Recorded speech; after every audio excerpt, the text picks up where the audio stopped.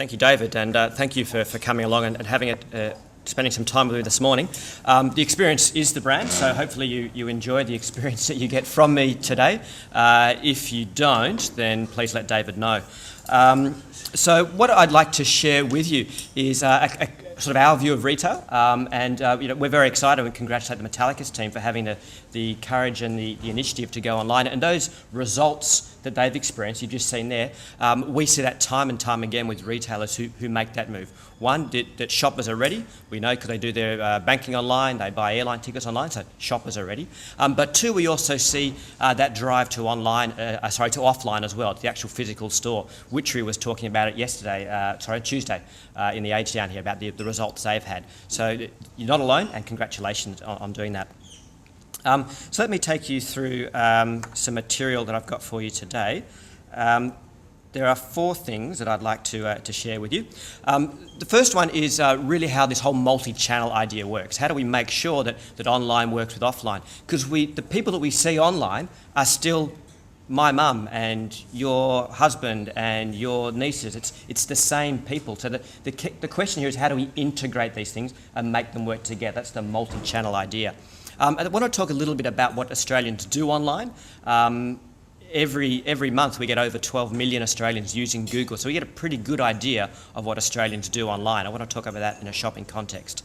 I'll take you through some research that we've commissioned, several different studies, and then finally make some recommendations about how you can test and learn from this. And we definitely support David's idea of this being a perpetual beta.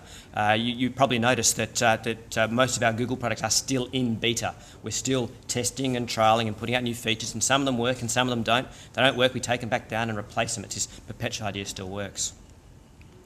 So our view is that retail is constant. People, because it's still my mum and it's still your niece and still your cousin, people still want to go into store and shop, but the way they get there has changed.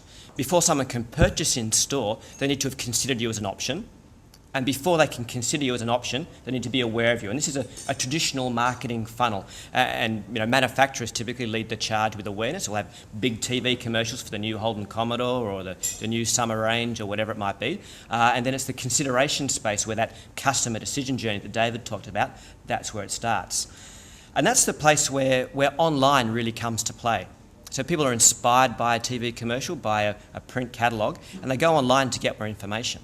And it's during that online journey that they get exposed to all sorts of different influences, many of which may not be you.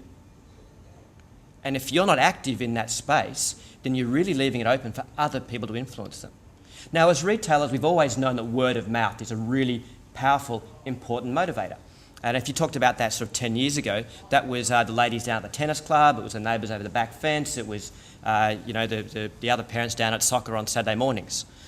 Online gives word of mouth all sorts of power. It's now people I've never met before. It's my Facebook friends and fans. It's people who write customer reviews. It's blog sites. That whole idea of word of mouth has really changed. And McKinsey have recently put out a piece of research that talks about how this journey has changed. I won't go into the details. If you want to, you can get the article direct from McKinsey Quarterly in the June edition. But what they've shown is that instead of being this nice straight linear path of I'm aware of something, I consider my options, and then I purchase, you actually get this looping effect where people get so much information, they sort of do a couple of laps around that consideration space and really think about what they want to do. They really want to understand better what their options are, what size they are, what colours they are. Those people zooming into those products on Metallicus before they go into store, that's a perfect example of people spending the time to research before they go and make their purchase. Now, the challenge that you find in this consideration space, and as people loop through this journey, is they actually get exposed to more brands.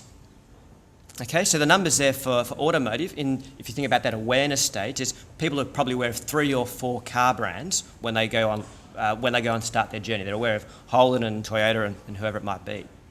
But because of the power of online, they actually get exposed to more brands. And when they come to the active consideration part, they actually add another 2 brands into the set. So if you were one of those 3 brands that inspired them to make that journey, one, your competition's increased because you've got 2 extra brands. But maybe you actually aren't the brand they can find online. And throughout retail, we see well, we get hundreds of thousands of searches every day. We see this happen time and time again. There's a brand that's inspired somebody to go online to look for more information, and shoppers can't find you. Shoppers can't find that brand. So you've got to fight extra hard to get back into that purchase journey. Because what we know is, we commissioned some research with Monash University here. What we know is that 50% of people who've gone in to make a purchase have researched that purchase online. We used a phone survey, over 3,000 people, and they were people who had recently purchased. In the previous fortnight, they'd made a purchase from one of these categories. And we found that 1 in 3 people who purchased clothing had researched that online. When you go into categories like beauty and skincare, toys, electronics and homeware, you get 1 in 2 shoppers have actually researched that purchase before they went to make that purchase in the store. And in fact, when you go up to the categories of computers and gaming, you get 2 out of 3 people have actually researched that purchase before they go and do it. Now, for those who like numbers, and I like numbers, there's the actual data for you. You'll get this in the material that DT will email out to you. But there's a couple of drivers here that drive this research behaviour. The first one is, how much am I going to pay? How much is this worth to me? There's this investment idea. So people typically spend more on computers than they do on books or CDs, so you get more people spending more time here. Other high investment categories are things where there's a big emotional investment. So baby is a perfect example. There might only be a $20 or $30 price ticket on the actual item, but for a parent, the investment of getting that wrong or the risk of getting that wrong means there's all sorts of research that goes into that category.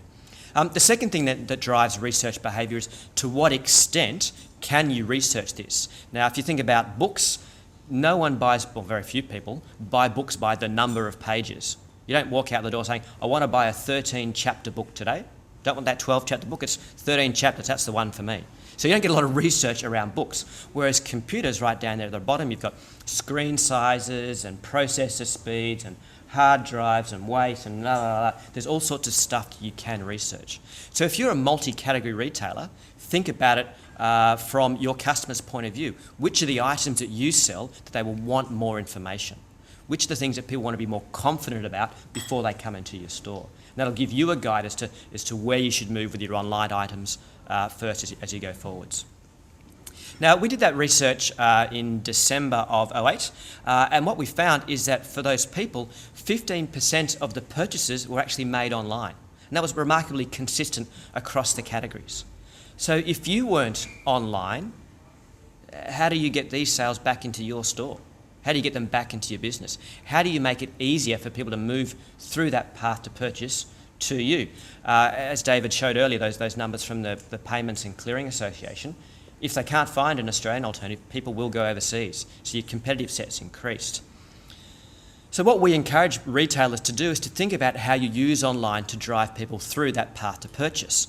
An example I want to share with you here is someone who's searching for a digital camera. Now, it's not clear at this stage whether I want to buy a digital camera or sell a digital camera. Do I want to repair the digital camera I've got? Do I want to get a new warranty for it? Whatever it might be.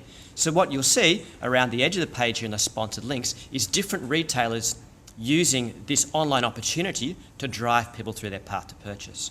So you've got Harvey Norman up the top there, and hopefully you can see the text. He's saying, visit your local Harvey Norman store.